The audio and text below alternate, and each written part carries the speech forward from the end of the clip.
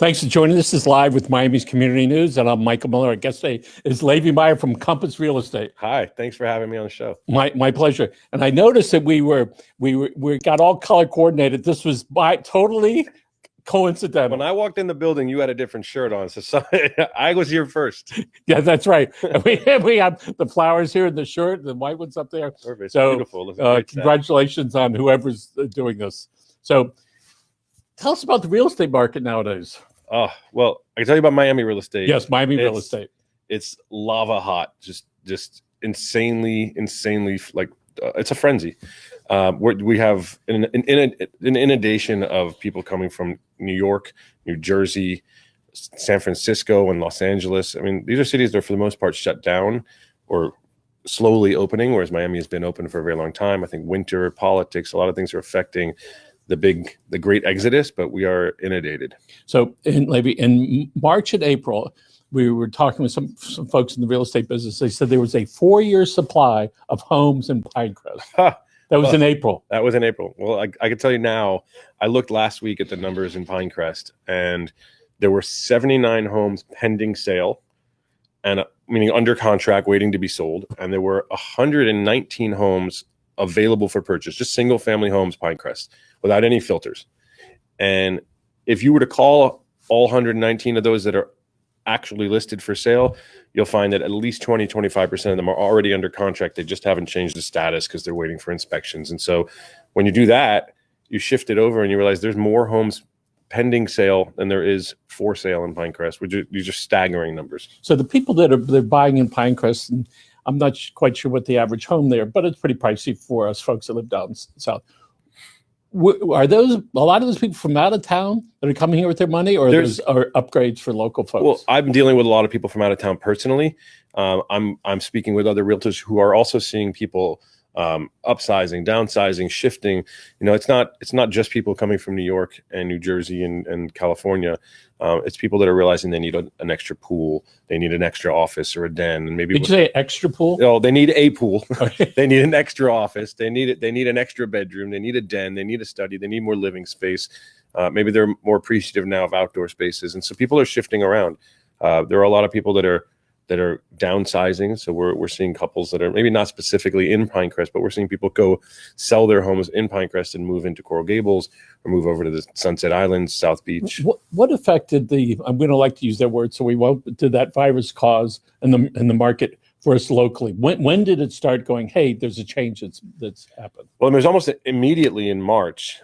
It was screeching halt, and for all of March, if I was doing business in March, it was for the most part trying to salvage whatever deals were still on the table. People were panicking. They thought the market was going to take a huge dip. We were giving credits. People were trying to cancel. We were very successful in keeping, I think at the time we had 7 or 8 deals in play, and we were able to close all of them. And quite frankly, it did exactly the opposite, but it really started to take a shift for us in May, June, July. It just really started to peak and really started to really accelerate. And the last month or so it's been a frenzy. I think it's going to continue. It's going to, in my opinion, going to get a lot worse. So for buyers trying to find homes with limited inventory. For sellers, it's a great time. So I read the South Florida Business Journal frequently, and they love telling about all the expensive homes. What CEO bought this house, 10 million, 15 million, 20 million, these giant mansions all over. I saw a home last Wednesday. I went to see a house on Leafy Way in Coconut Grove. This house sits on 2.88 acres. It's nearly 3 acres of land in Coconut Grove, which is, Coconut Grove, a large lot is considered 12,000 square feet. An acre is 43,560. So to have nearly 3 acres is nearly 150,000 square feet of land. So it's just an enormous lot, and it's just a beautiful property. You're instantly sort of transported in, like as if you're in Europe somewhere. It has this great traditional home on the front side of it, koi ponds and waterfalls, and then you go down towards the west side of the property. It just extends for about 2.5 more acres, and it has trails and lookout views and just gardens, like coral coral pathways. It's pretty mind blowing. It's on the market for 17 million. It's listed by a Sotheby's agent. But I brought 2 buyers to that last week, and it was stunning. 3 acres, that's a bunch. 3 acres. We were looking. The only other places that you see 3 acres in Coconut Grove, Ransom Everglades, Carrollton, the Barnacle Historic State Park, Vizcaya. So these are institutional properties. So to be able to have something that's that large is pretty magnificent. Okay, so yeah, that's one of those that people want to come in and see. Now that's not an everyday property. You know, we're showing homes in the Gables and the Grove and Pinecrest in the $2.5, $3.25, $4+ million range. I just brought a listing to the market 2 days ago in Coral Gables. It's a house that's 1 year old. I like to say it's 1 year new because he spent a year bringing it up to do all the things that he didn't get it delivered to him at. It's on the Coral Gables Waterway. It's 715 South Alhambra. We listed 2 days ago for $4.25. 3 p.m. on Thursday, we listed it. Before sunset, we did 3 showings. Friday, I did 3 only because I was limited in time to 3. Pushed everybody else to Sunday and did 8 back-to-back showings every half hour on the dot. And how much from 9:45 a.m. And today we're receiving our first offer. Probably 2 more on the way. Amazing. That's $4.25. So let's talk about that's the market, and those buyers, almost a good majority of those buyers were either coming from New York, or they were people downsizing from bigger Pinecrest homes or Gables homes whose kids are growing up, going to college, and now they want that little downsizing to a 4.3. Well, they're downsizing from an 8,000 square foot house in Pinecrest on an acre or a quarter, 3/4 of an acre plus, to a 3,400 square foot house on 9,000 square foot lot that happens to sit on the water. But yes, 4.25, it doesn't get you very much on the Gables Waterway. So what percentage of homes that you handle are on or near the water? I have a specialty in waterway, but it's not by any measure the majority of my sales. Maybe the majority of my dollar volume sales, because they're more expensive homes. But we do a whole lot of homes in the Grove and Miami Beach. Over the last 2-3 months or so, I've sold about 4 houses on the water. So it's a good amount of volume, but I'm very familiar with the waterways. So how long you been with Compass? So in June, I'll be 5 years at Compass. So 5 years ago. Almost as long as Compass is in Florida. So 5 years ago, you made a decision to change where you were working and to go with Compass. At that point, they were being created. Is that about right? Yeah, more or less. The Compass was already established before I had arrived, but they were a New York company. And they had expanded to, I think, D.C. and Boston. I think they had a Los Angeles office at that point. I mean, they had less than 1,000 employees and agents nationally at that time. In Florida, when I met them, there were about 6 agents. By the time I joined a few months later, I think I was agent 30-something in Florida. So today there's a little over 1,200 agents in Florida, and there's, I think, a little over 22,000 nationally. So what did you see back then that said, I'm going to go with Compass? So, I mean, they were looking at things very differently than most other brokerages were. I mean, the traditional brokerage was getting tired and old. You come in, you reap what you sow. The brokerage takes a piece. They offer very little. Most of them didn't have or struggled to put together a national network. Compass came in with the idea that they were going to bring technology into real estate. And for me, that was very exciting, watching the development of tech. I wasn't particularly impressed with their tech at the time. I mean, this is almost 6 years ago now, when I first started hearing about them. And it's come leaps and bounds since then. Now we have, I want to say, 600 or 700 engineers that work directly for Compass in Seattle and New York. But it was the vision of them bringing tech and their model of being agent focused. So that their job is to create tools and tech that make my job easier and make me more effective to be able to handle my clients. I didn't see any other brokerages that were really doing that. And outside of all of that, they have this mentality of culture at Compass, where the agents are friendly and collaborative and full-time. A lot of these brokerages, you'll see agents get a license, they sell 1 home a year. They're not doing anybody a great service in doing that. Compass only hires agents that have a 2-year proven track record, minimum dollar volumes. But more importantly than just their experience levels, they're focused on culture. And so they do a great deal of vetting agents before they allow them to come on board.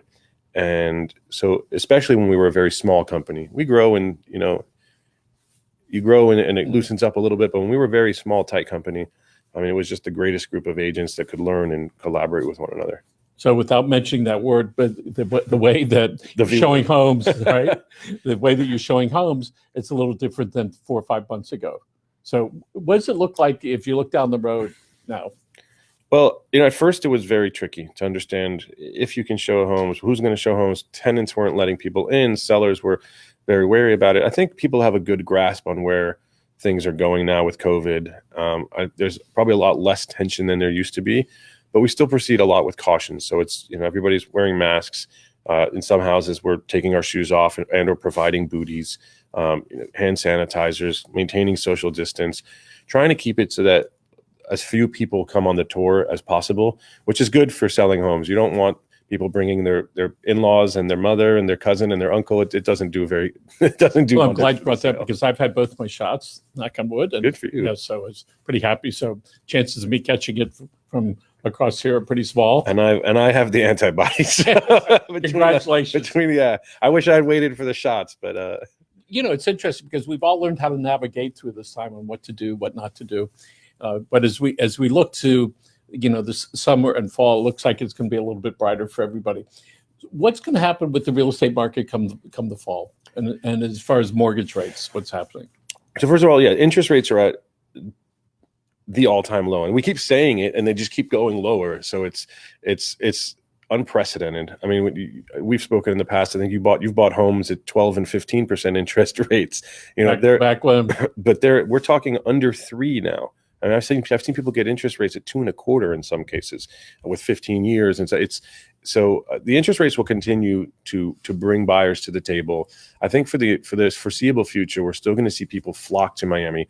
Miami is a city that's been ready to burst out of its adolescency. We have a $4.2 billion project in downtown Miami called Hudson, the size of Hudson Yards, called Miami World Center, and that's coming up. Edgewater is about to explode. There's still a lot of room for growth, but Miami has for many years been the bargain basement metropolitan city of America compared to New York, DC, LA, San Francisco. But now that we're starting to see people come to Miami and appreciate it for what it is, and maybe it was just a matter of being able to work from home or being able to have this shift in our dynamic life where people are spending more time appreciating their living spaces.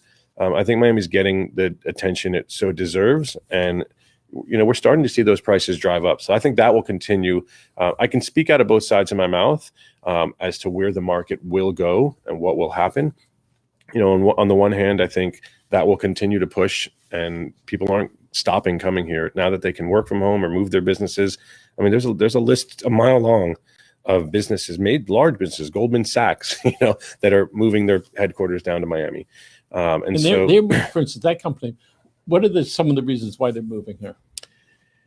I think that's where people want to be. It's always where people wanted to be, but they couldn't. There's nobody that comes to Miami and doesn't say, "Oh, would I love to live here?" It's an amazing city, and it's not without its faults. We have hurricanes, we have humid summers, we often have terrible service from in the restaurant business. But I think a lot of that changes as the demand grows.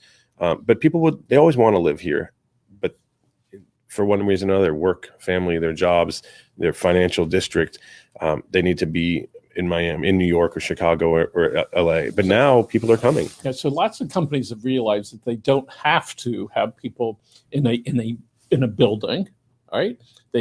Sometimes you want that, but you realize that outsourcing work, whether it's an employee working from home or a third party, doesn't require them to be here. So whether you're in New York or Miami, all right, you want to go where it's convenient. We have people that haven't been in the office since March.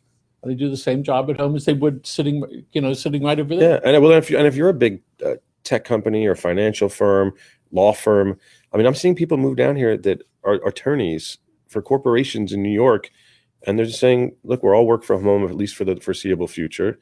They came down here temporarily, and then they said, "Is it okay if I go to Miami and work remote?" Sure, go ahead. They're here for 2-3 months. They say, "Hey, is it all right if I just move here and continue to do this permanently?" They go, "Yes, please, fine, whatever," because I think companies are going to have to realize that they're going to, now that people can work from home, if they can do it effectively, maybe it doesn't work for all businesses, but for those that can do it effectively, I think they're going to have to just go where the talent is. And if the talent wants to be living in a condo in Brickell and looking out at the water and going down to the pool on their lunch break, then that's what they're going to do. So maybe 10 years ago, eMerge was brought forth by Manny Diaz, brought it down here.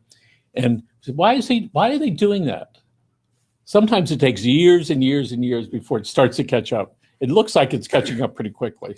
Well, we're catching up really quickly. And again, to speak out of the other side of my mouth, right? I mean, Miami has always been poised for growth. And I think we're seeing that now. We're by far the hottest city in the country right now. I think a close second or maybe a tie would be Dallas, Austin.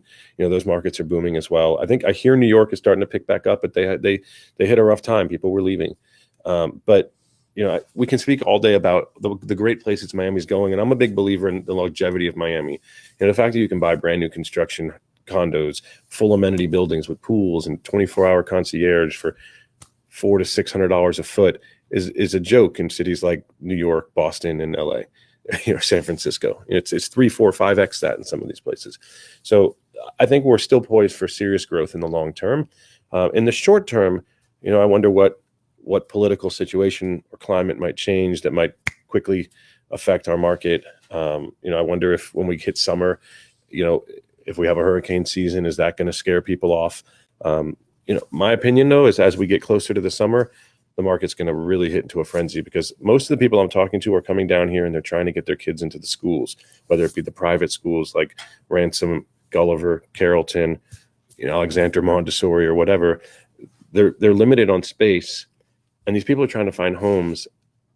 And as the school deadline nears closer, now they're a little bit more lax because they have time. They have to the summer.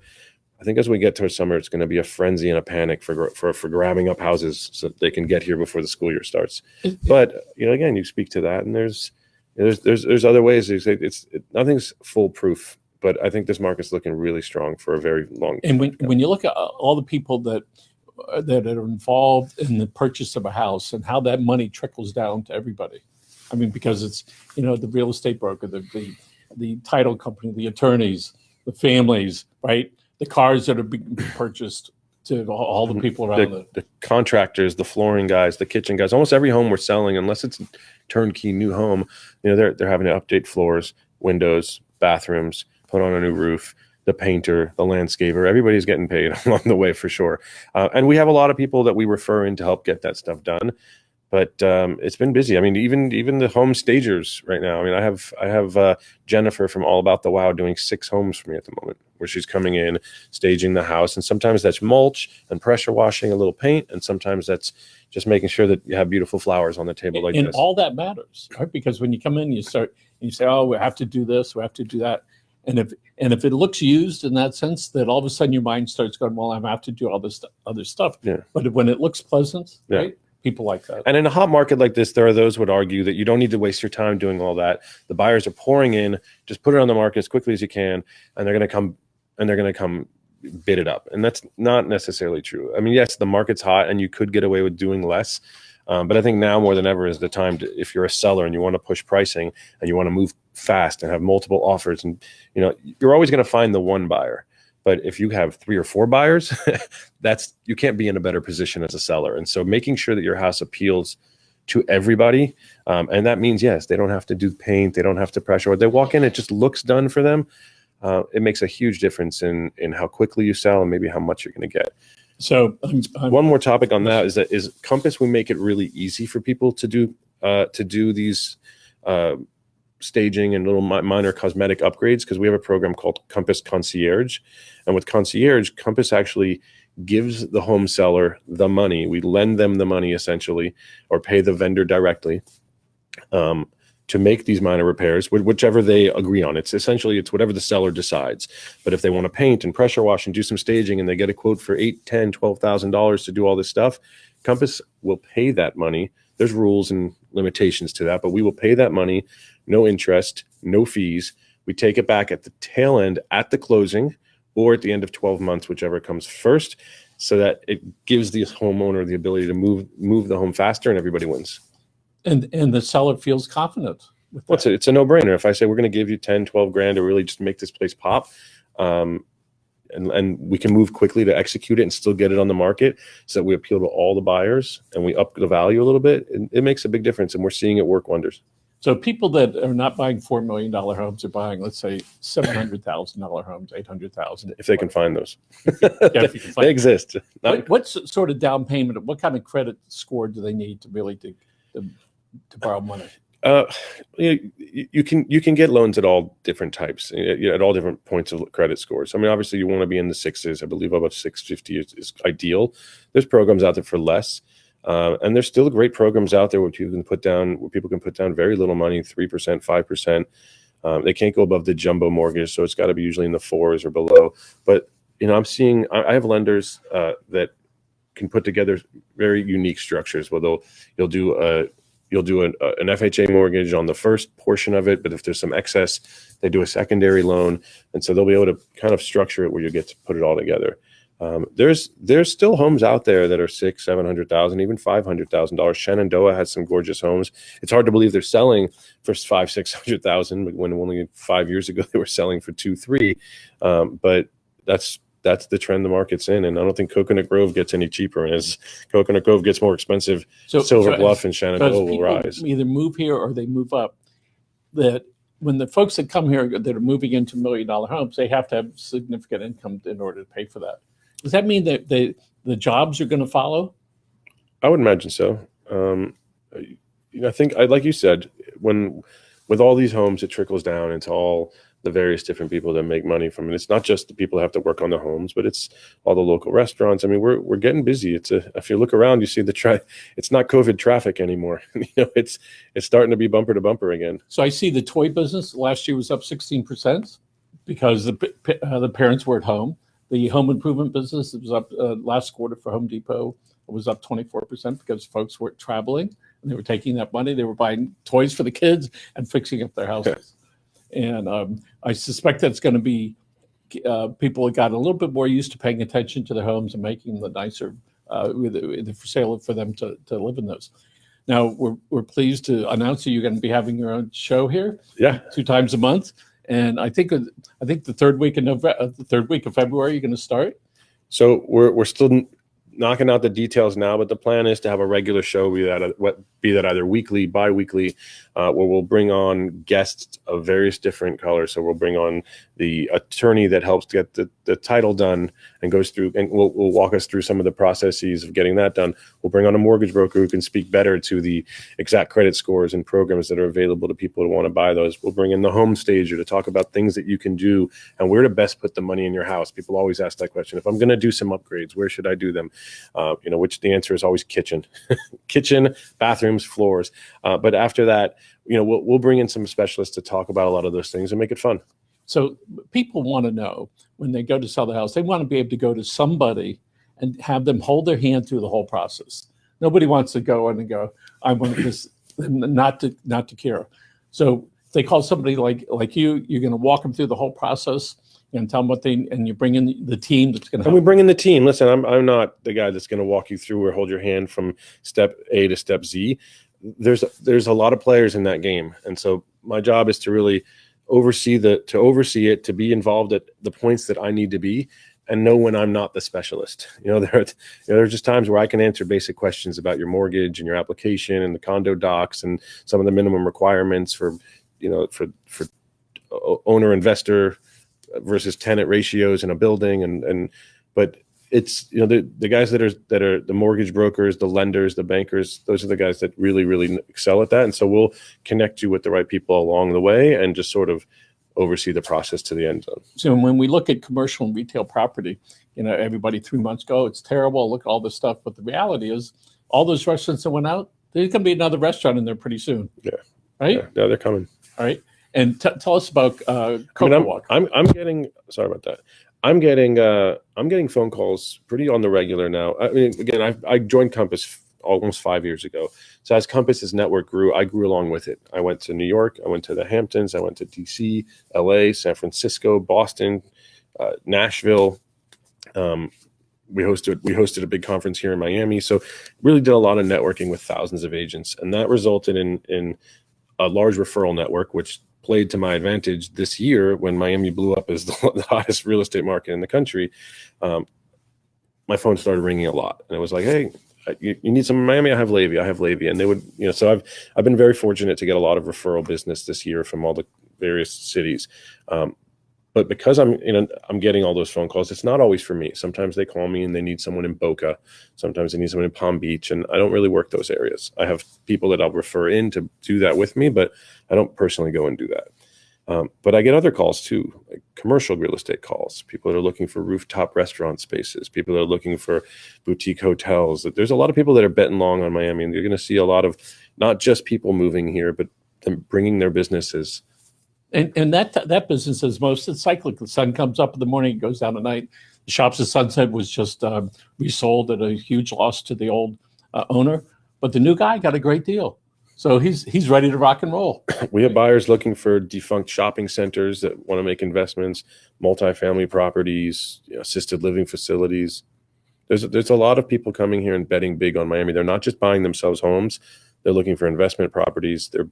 We have developers looking for land to do, high rises. We were inches away from doing a deal in downtown Miami on an acre of land for about $24 million. COVID hit. They said, I don't know, we're going to bail. And then as things started to pick back up, they said, hey, is that parcel still available? It was 24 originally. So I called the seller. He goes, yeah, it's available, 35. So, and for those people that were really depressed, March, April, May, June, the sun is shining. There's no question on my end. And there's a lot of people that aren't seeing the fortunate side of COVID. And there are people that are still struggling, whose businesses are not at full capacity or having trouble getting back to where they once were.